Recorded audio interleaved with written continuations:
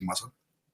तर साहब दो चार बातें आज आपसे करनी है। अभी तो हम वो श्रीलंकन को भूले नहीं थे जिसको हमने कत्ल किया, उसको जलाया और फिर उसके करोड़ों अरबों रुपए भी उनको दिए।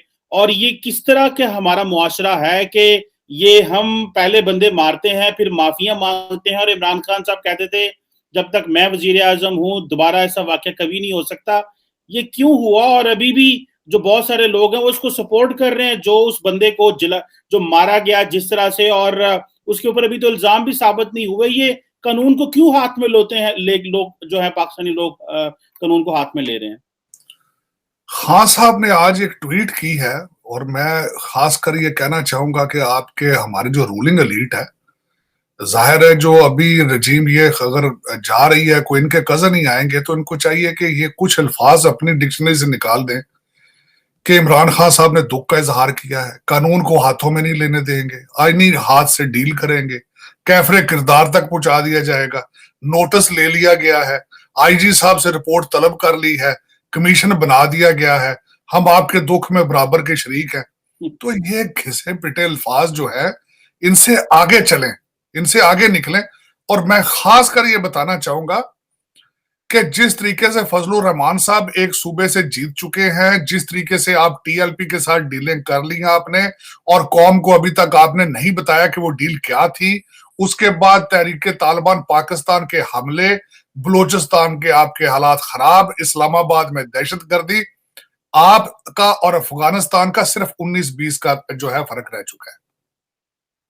ये बिल्कुल इसी तरह होता रहेगा क्योंकि जब तक आप पिछले केसों के या इन केसेस के ऊपर सजाएं नहीं देंगे, इनके फैसले नहीं करेंगे, हौसला अफजाई होती रहेगी। आज का जो वाकया हुआ है वो कहते हैं कि उस एरिया में हुआ है जहां मौलाना जमील साहब जो है उनका वो गांव था, मुश्ताक नामी आदमी था, पिछले 15-20 साल से ज़हनी तौर पर बीमार था और थाने के अंदर से निकाल के सुना मारा गया है। जो सबसे बड़ी बात है कि कानून हमारा किस तरीके से मफलूज हो चुका है, हमारा जुडिशल सिस्टम, हमारी अदालतें किस तरीके से जो है वो मफलूज हो चुकी है। और फिर उसकी जो अफसोस वाली बात यह है कि उसकी डेड बॉडी को लटकाया गया है। वहां मौलाना अशरफी गए हैं, उन्होंने ये जाके सर्टिफाई किया कि वो बंदा ज़हनी तौर पर बीमार था। उसकी बीवी बच्चे अपने साथ लेके जाके छोड़ चुकी थी।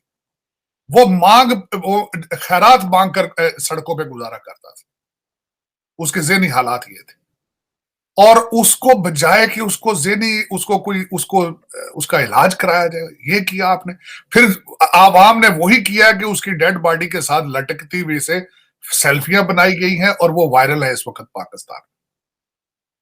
और यहां पे जो मेरे लिए जो सबसे ज्यादा अफसोसनाक बात यह है कि आपका अभी आपको पता बाजवा साहब अमेरिका आना चाह रहे थे, वो आना चाह रहे थे, तो आपका क्या ख्याल है किस यहां पे वो क्वेश्चन नहीं होने थे कि आपके वहां पे ह्यूमन राइट्स के हालात क्या है, आपके लॉ एंड ऑर्डर के हालात क्या है।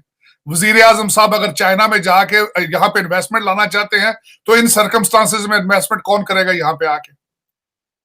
और ये अंडर गिवन सर्कमस्टांसेस जो बलूचिस्तान पे वो बीएलए वालों ने अटैक किया, चीमा साहब 4 दिन कहते हैं वो जंग जारी रही है वहां पे, और उनके पास इतना हाईली सोफिस्टिकेटेड असला और उनकी ट्रेनिंग इतनी सख्त थी आप सोच नहीं सकते।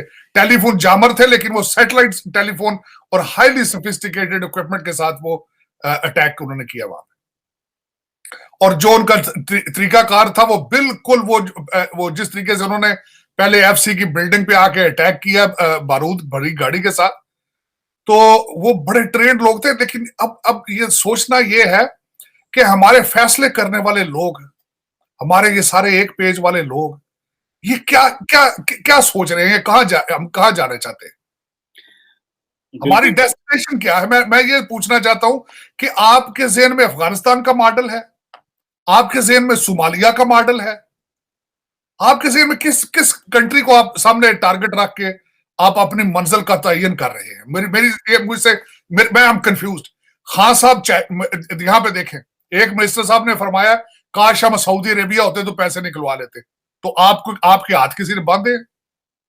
लेकिन सऊदी अरेबिया में अगर सऊदी अरेबिया का मॉडल, खान साहब जो है वो कहते हैं मैं चाइना का मॉडल, और ਉੱਥੇ तक बंदा फड़ के गोली मार देंगे जे, रिश्वत वहां ले या कोई अपने मुल्क के साथ करे तो उनका ये भी स्टाइल देखे ना कि किस तरीके से स्पीडी ट्रायल करके वो गोली मार देते हैं। मैं आप सिर्फ चूरियां खाने की मिसालें वहां से लाते हैं, आप सजा जजा की मिसालें नहीं लाते। सऊदी अरेबिया में वो जिस तरह गले उतारते हैं, बाजू उतारते हैं, वो भी देखे उनके। लेकिन आप ये अदालतें देखें, ताकतवर बंदे का गवाही को नहीं बनता वहां पे, लोग डरता, इस तरीके गवाही को नहीं देता। तो ये एक अजीब सा, एक मेरा मकसद है कि पाकिस्तान के अंदर, मैं अभी पिछला जख्म नहीं भरा था सियालकोट का, जिस तरह आपने बिल्कुल सही फरमाया। पाकिस्तान के अंदर हर वाकया, चाहे वो किसी हिंदू कम्युनिटी से हो, चाहे वो क्रिश्चियन कम्युनिटी से हो, चाहे उन्होंने अगले दिन सियालकोट में किया है, आज ये हुआ है, ये एक रसते हुए नासूर है पाकिस्तान के चेहरे पर। और जब तक आप इनको नहीं भरेंगे, दुनिया आपके साथ खड़ी नहीं होगी। आज आप दुनिया में कंप्लीटली आइसोलेटेड है, तान तनहा है, आपके सारे नेबर आपसे नाराज हैं, दुनिया में आपका कोई, बिल्कुल आप सड़क पर हैं इस वक्त। बिल्कुल जिस तरीके से आप लोगों से मांग मांग के आप दिन चला रहे हैं, मांग मांग के, हर पाकिस्तान तो नहीं चलता, मांग मांग के तो प्रॉपर्टियां आप ले रहे हैं लंदन और दुबई की। पाकिस्तान में तो पैसा वैसे कमी नहीं है, वहां पैसा तो बहुत है। लेकिन ये कि हमारा जो 1000-1500 बंदा जो हमारा रूलिंग एलीट है, उन्होंने पाकिस्तान को ये माल बनाया हुआ है। आप देखें वो कितना अरसा, कब पाकिस्तान की जान उनसे। तार साहब ये बताइए, चल गया, ये बात तो हो गई, पाकिस्तान तो चल रहा है। अभी मैं देख रहा था यहाँ पे अमेरिका में आपसे भी मुलाकात हुई है, और ये जो यूएस के इंडियन एम्बेसडर हैं यहाँ पे संधू साहब, वो यूएस नेवल एकेडमी विजिट करके जो उनके पुराने इंडियन डिसेंट के लोग हैं उनसे राब्ते कर रहे हैं। अमेरिका के अंदर इंडिया तो बहुत करीब चला गया है, और बल्कि जो नई इंडो पैसिफिक स्ट्रेटजी इन्होंने अनाउंस किया उसमें वो कह रहे हैं कि हम भारत को रीजनल लीडरशिप दे रहे हैं। एक तरफ इंडियन एम्बेसडर अमेरिका में इतना इंग्रेस कर रहा है, और हम वहां पे इस्लामाबाद में बैठ के एंटी अमेरिका बैशिंग कर रहे हैं। आप पाकिस्तान की अमेरिकन पॉलिसी और इंडियन इन्फ्लुएंस को अमेरिका में किस तरह देखते हैं? ये चीमा साहब, इसका कंपैरिजन बिल्कुल इसी तरह है जिस तरह आप अपने कुरैशी साहब को डॉक्टर जयशंकर के साथ कंपेयर कर लें। वो मुल्तान से आगे उनकी सोच नहीं है, और डॉक्टर जयशंकर जो कि मेरा मकसद एक बहुत मंजे हुए डिप्लोमेट हैं, उनके फॉरेन विजिट जरा देख लें। और अल्टीमेटली जो हमारे यहाँ पे तरनजीत संधू साहब जो कि इंडियन एम्बेसडर हैं यहाँ पे, मैंने यहाँ पे वाशिंगटन डीसी के डिप्लोमेटिक हलकों में मेरा बड़ा काफी अरसे से उठना बैठना है, और जब भी मैंने कंपैरिजन किया, ना सिर्फ वो नेवल एकेडमी गए हैं और उन्होंने अपने इंडियन डिसेंट के नेवल ऑफिसर से मिले हैं, मैं अक्सर ये सुनता रहता हूं कि इंडियन एम्बेसी के अंदर जो इंडियन अमेरिकन जो स्टेट डिपार्टमेंट